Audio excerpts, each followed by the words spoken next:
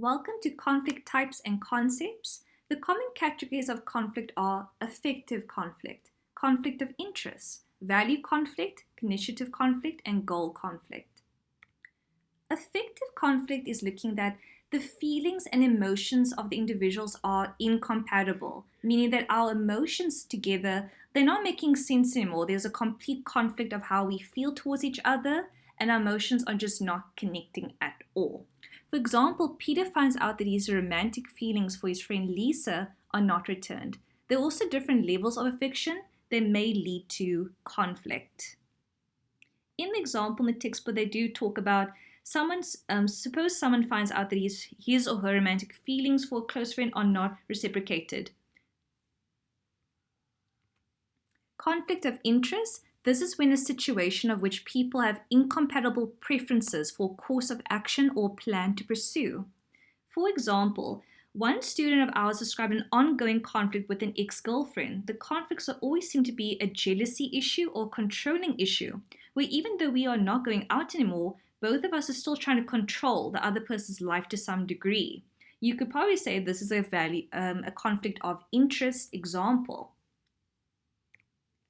Value conflict. This is the most serious conflict because this means that our values are incompatible and in conflict. The value conflict is when people have differing ideologies. It's quite a serious one, and the example they give it is suppose that Ruben and Laura have been married for several months and they're starting to argue frequently about their views on when to start their family and how to raise their children. Laura believes strongly that one parent should stay at home with the children when they're small. So she'd like to wait until they have saved enough money and she can stop working for a few years. Ruben wants to have children immediately but does not want Laura to stop working. He thinks their children will do fine in daycare. This situation is obviously a value of conflict because their values are incompatible. And we have cognitive conflict. This is a situation where two or more people become aware of the thought processes or perceptions are in conflict with each other. The example they give is suppose that Tabu and Kubus need to collaborate on a project at work. Tabu feels that before even starting with the planning, they should first consult widely and spend a significant amount of time on talking to co-workers. Kubus feels that they need to get cracking and come up with a plan to show to others and obtain their agreement. Their different perceptions of the situation constitute cognitive conflict. Lastly is goal conflict.